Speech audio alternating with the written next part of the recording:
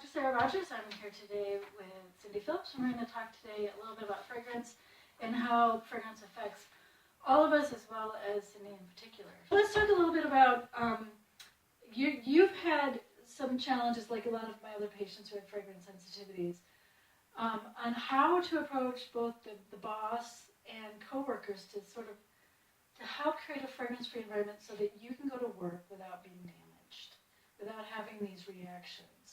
So how have you approached that, and what sort of advice do you suggest to give to others? It's difficult, but don't give up.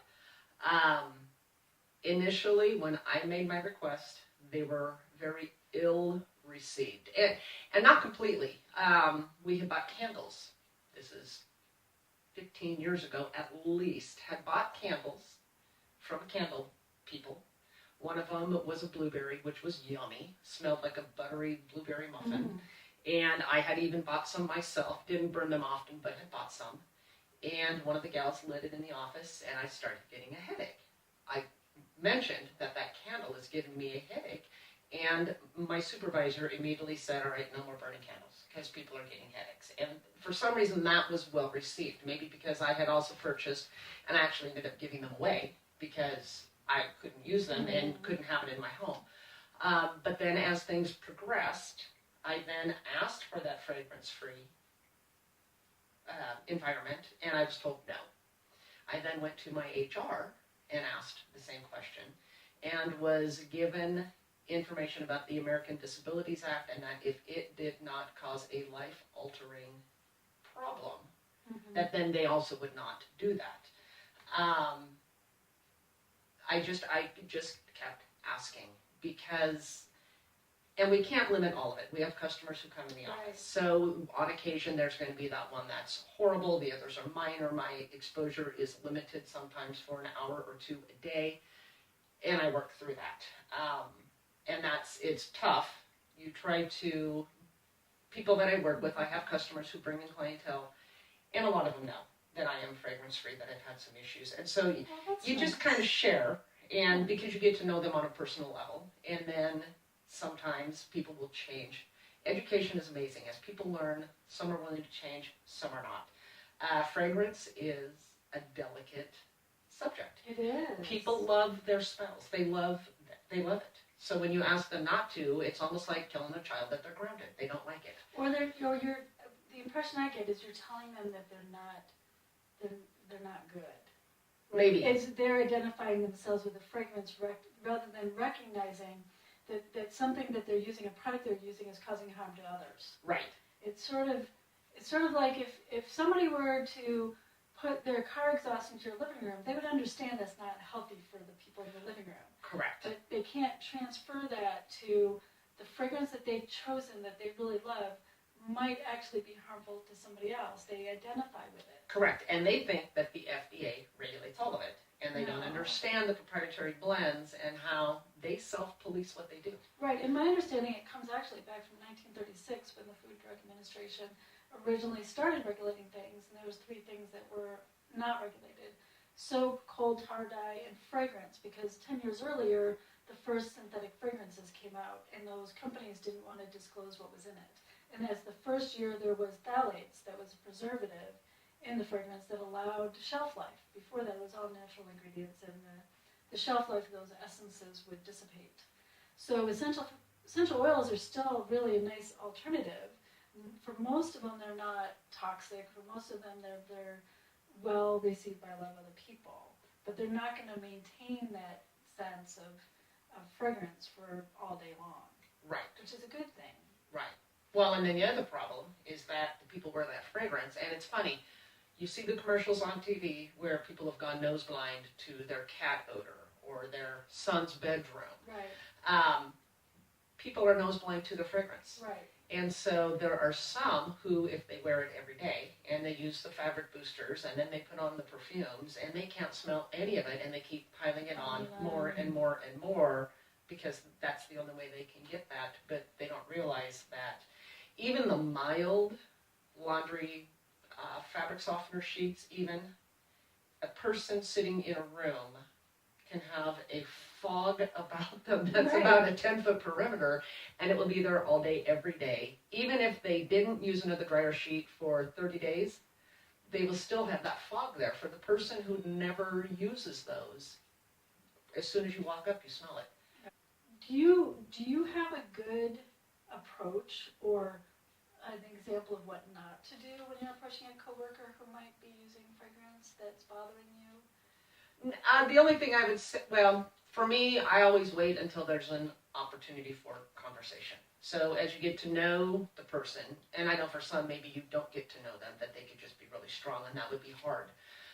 If you're in a big company where you really don't get to know all of the individuals, but where I am at, there is the opportunity to get to know all of them. So sometimes it may be that we sit down in a break room and they sit down next to me, and then I'm like, oh, sorry, I have to move, and then I will, because I can't sit next to them and I need to be across the room. And then at that point so then I have to explain why. And then that gives the opportunity to, of course, sometimes they will just ask questions, other times it just is, as conversation allows, that you can turn it that direction and then try to educate them as to it's nothing personal. It's not personal at all, except it's personal for me, Right. but nothing about what they're doing. And you were talking earlier about how to approach a boss, somebody who's used to being in control. Yes, because you can have a boss who is a boss. You can have a boss who is a leader. You can have a boss who likes their fragrance. There's all those. Mm-hmm. You really just have to figure out how to approach them. I actually asked my boss what would be the best way, and her suggestion was that you ask, is there anything that we can do regarding fragrance in the workplace? I don't know, and I guess different personalities receive things in different fashions. So you really have to figure out, maybe trial and error on other questions, what gets well received and what doesn't. Is it always well received? Then it's probably going to be pretty easy. But again, you are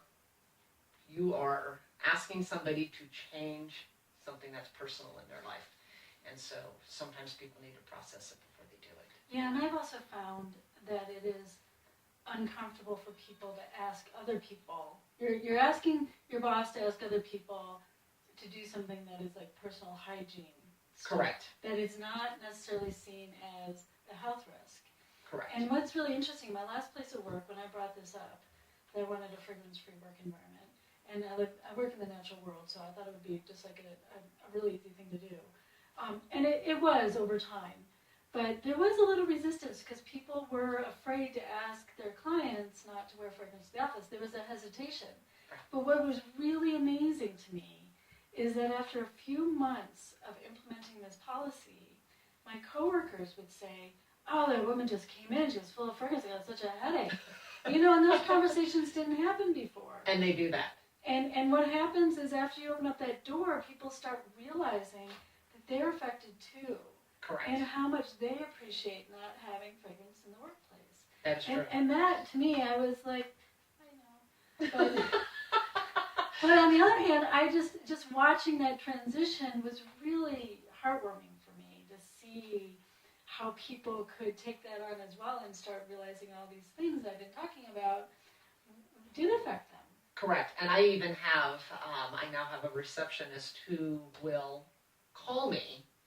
And my office is kind of in the back. It's on its own little air ventilation system, which is fortunate, with only one other person who has dogs who react to fragrances. Oh. Isn't that funny? So they don't have fragrance in their home, so it works ideal. But she will call me on the phone and say, oh my gosh, do not come up here.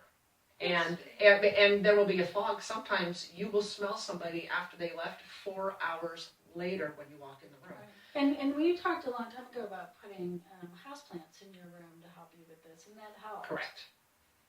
Lots of plants, because they pull all that out. Yeah, it's the bacteria in the soil that actually degrade those fragrance chemicals. And the other thing that can be really helpful is to put in a air filter that has a big amount of activated charcoal, not just a HEPA, but an activated charcoal one, which will actually Correct. those. And I have one of those that runs in my office as Yeah, well. and that's very helpful to have. And then Yeah. I've also thought about with cleaners, they put fragrance in all these cleaners, and I'm like, the best smell is that you smell nothing.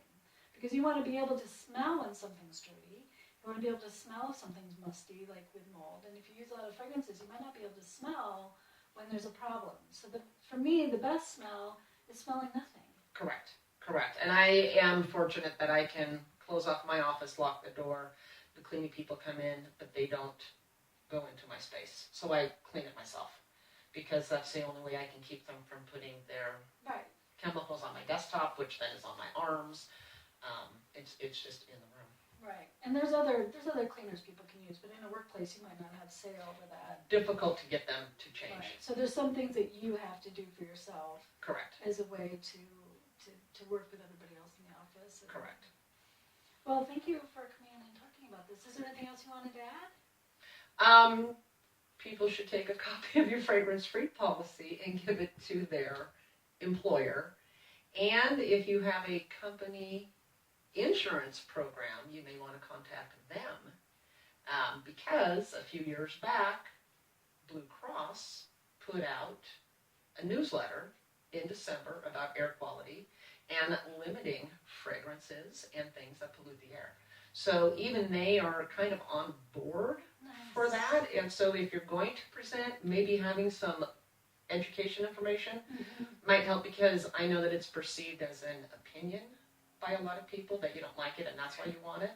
I was even asked to go to an allergist to prove that I had a problem with the fragrances, because it's not like breaking your arm and having a cast, or your leg and needing, accommodations for a wheelchair or that type of thing. So it's totally subjective to. Right, but that's perception. The reality is they did a study, and I might have it on my website. They have a study that shows that even if people are not reacting, everybody upregulates their IgEs, which is in the histaminic reaction pathways. So even if the people like fragrance don't feel like they're having a reaction, they are. Right. They're triggering their immune system. So it's not a perception.